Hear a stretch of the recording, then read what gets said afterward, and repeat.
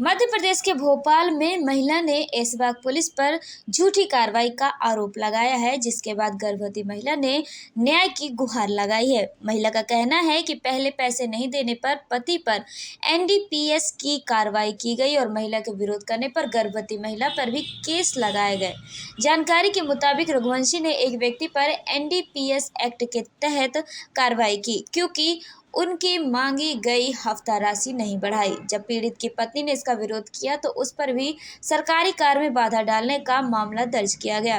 इस घटना के बाद एक बार फिर पुलिस की कार्यप्रणाली पर सवाल उठने लगे हैं। पीड़ित गर्भवती महिला ने सोशल मीडिया पर वीडियो वायरल कर अपनी आप बीती सुनाई और पुलिस विभाग के वरिष्ठ अधिकारियों से न्याय की गुहार लगाई है। साथ ही महिला का कहना है कि जिस तरह फर्जी कॉल सेंटर मामले में जांच की गई है, उसी तरह मेरे और मेरे पति के केस में भी निष्पक्ष जांच होनी चाहिए। जनता में आक्रोश बढ़ रहा है और अब देखना होगा कि क्या पीड़िता को न्याय मिलेगा या पुलिस अपने दागी अधिकारियों को बचाने में जुटी रहेगी। मानी जाए जैसे कि बड़ी कार्रवाई की है, तो इस तरीके से आपके और आपके पति के मामले में भी जांच की जानी चाहिए। हमारे मामले में भी वैसे ही जांच की जाए। हम तो हाथ जोड़कर निवेदन कर रहेंगे सब लोगों से कि जिस तरह इस केस की जांच की गई है, इसी तरह हमारे भी केस की जांच की जाए। क्योंकि मैं तो पेट से हूँ, मैं तो गर्भवती हूँ, मैं तो ऐसे में लड़ भी नहीं सकती थी, ना झगड़ सकती थी। मेरे ऊपर जबरदस्ती में झूठा आरोप लगा दिया। थाने के अंदर कैमरे लगे हुए, आप चेक करवा सकते हो कि मेरी ऐसी हालत में होंगी। मैं खुद परेशान फिर रही हूँ। आज 1.5 महीने से मैं परेशान हो रही हूँ, लेकिन इस केस की कोई जांच नहीं की जा रही है। और जबकि मैंने प्रियंका शुक्ला मैडम को भी फोन लगा कर कह दिया था कि प्रियंका शुक्ला मैडम जी ऐसा ऐसा हो रहेगा, लेकिन उन्होंने भी मेरा फोन काट दिया और उसके बाद नंबर ब्लैक लिस्ट में डाल दिया। लेकिन मेरे से कोई बात नहीं करी उन्होंने सिर्फ मेरे से जब फोन उठाकर ये किया था कि लगे कि हम मालूम कर रहे हैं टीआई साहब से कि लगे कि वो कर रहे हैं कि नहीं कर रहा है तुम्हारे ऊपर कार्रवाई। कि मैंने बता दिया उन्हें कि मैडम जी मेरे ऊपर कार्रवाई का इन्होंने झूठी कर दी है। कि लगे ऐसा कुछ नहीं होगा तुम्हारे साथ, के लगे कि हम तुम्हें यकीन दिला रहे हैं ऐसा कुछ नहीं होगा। लेकिन सुबह होते पता चला हमें कि हमारे ऊपर ही कार्रवाई हो गई है और हमने मैडम को फोन लगाया तो नंबर ब्लैक लिस्ट में डाल दिया मैडम ने। हमारा हमसे भी बात नहीं करी प्रियंका शुक्ला मैडम ने। मैं ये चाहती हूँ कि जैसे कॉल सेंटर वाले में अभी जांच चल रही है, जांच की गई है, ऐसे ही क्या कहते हैं मेरे भी केस में और मेरे मियाँ के केस में वैसी जांच की जाए। जो उनके ऊपर झूठा आरोप लगाया एनडीपीएस का, उसकी जांच की जाए अच्छी तरीके से। जब से हम कहते हुए आ रहे हैं कि अजय लोकेन, टीआई साहब, पवन रघुवंशी, ये लोग सब मिलकर पैसे लेते थे।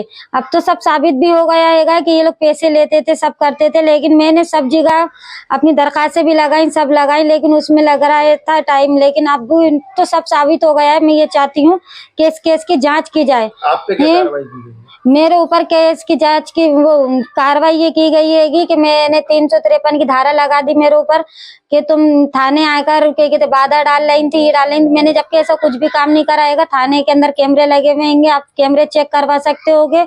और यहाँ तक कि मैं तो सिर्फ मेरे मियाँ की गाड़ी की चाबी है ना जो और मोबाइल, उसकी बात करने के लिए गई थी, उसका पूछने के लिए गई थी कि ये लोग क्या कह रहेंगे, दे रहे हैं कि नहीं दे रहेंगे। वकील साहब ने बोला था कि तुम जाकर पूछ लेना कि गाड़ी की चाबी दे रहे हैं कि नहीं। और उसी में इन्होंने मेरे ऊपर केस लगा दिया और लड़के को उठा लिया था। लड़के से बोल रहे थे कि तुम रेशमा का नाम ले दो झूठा, तो वो लड़के ने नहीं लिया, उसको भी मारपीट करी, उसके ऊपर भी केस लगा दिया गया। लेकिन अभी तक अब हमारे केस की जांच नहीं की जा रही है।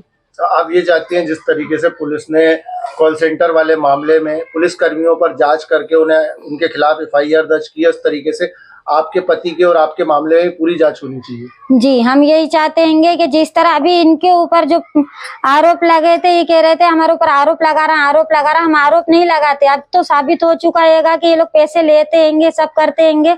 मैं तो एसपी साहब, डीएसपी साहब सबसे गुहार लगा रही हूँ कि मेरे भी केस की जांच की जाए अच्छी तरीके से। ना मेरा आदमी एनडीपीएस का काम करता था, ना हमारे उधर एनडीपीएस का कोई ऐसा काम होता है हमारे। मैं कह रही हूँ कि आप तो जांच करवा लो। अगर कब पुलिस ने 353 की कायमी कर ली?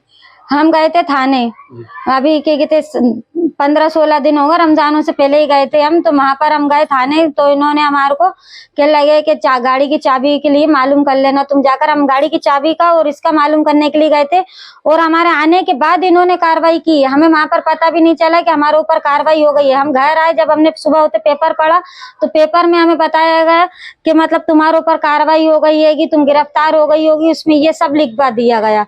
जबकि हम तो घर में बैठे हुए थे, हमें तो पता भी नहीं है ऐसा कुछ हो गया हमारे साथ। आप कितने पैसे दिया करते थे पुलिस कर्मियों?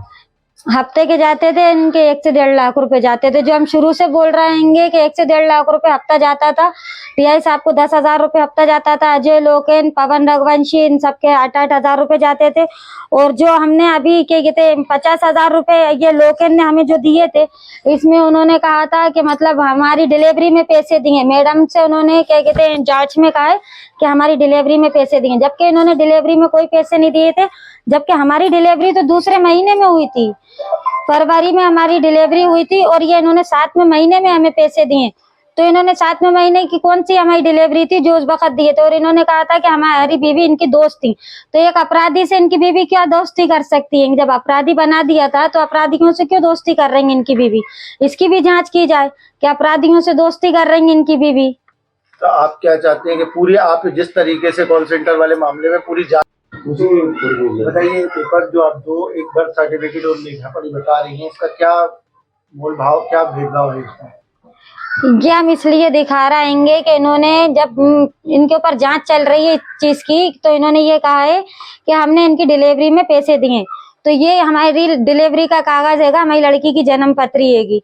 तो आप इसमें खुद देख सकते हैं मेरी डिलीवरी दूसरे महीने में हुई थी और मुझे पैसे दिए गए थे 7वें महीने में। ये 7वें महीने में वो भी लिखा पढ़ी के जरिए दिए गए थे। परान को लोकेन ने दिए थे मुझे, ये जुए के लिए दिए थे। मतलब जुए में नुकसान हो रहा था और सट्टे में, तो उन्होंने कहा था कि हमसे ले लो पैसे, लिखा पढ़ी के जरिए दिए थे।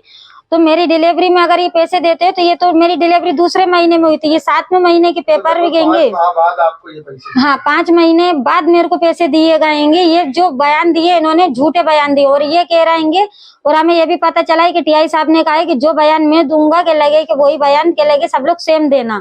ये सारे के सारे झूठ बोल रहेंगे। और फरहान को जो गाड़ी पर बिठाल कर लेकर गए थे ये लोग, उसका भी कहा है कि फरहान को तो हमने ले आकर चाय की होटल पे छोड़ दिया था, वहां पर हम लोग चाय पीने के लिए गए थे। अपराधियों के साथ चाय पीने के लिए जा रहा हो आप लोग, नाश्ता करने के लिए जा रहा होगे क्या? ये कहकर जबरदस्ती में फरहान को जो गाड़ी पे लेके गए थे, मैंने वीडियो भी वायरल करी थी, उस चीज का भी इन्होंने दूसरा मोड़ लेकर आके इन्होंने अलग अलग बयान दिलवा रहेंगे। टीआई साहब झूठे सच्चे बयान दिलवा रहेंगे। मैं तो कह रही हूँ इस चीज की अच्छे से जांच करो, आपको खुद पता चल जाएगा। ये लोग पैसे लेते थे और 15,000 रुपए की मांग पर ये इन्होंने झूठा एनडीपीएस का केस लगाया गया है इनके ऊपर। फरहान के ऊपर जो लगा है एनडीपीएस का केस, वो 15,000 रुपए की मांग पर लगाया गया है कि 60,000 रुपए महीना दिया करा करो, हमें 40,000 रुपए महीना नहीं चाहिए।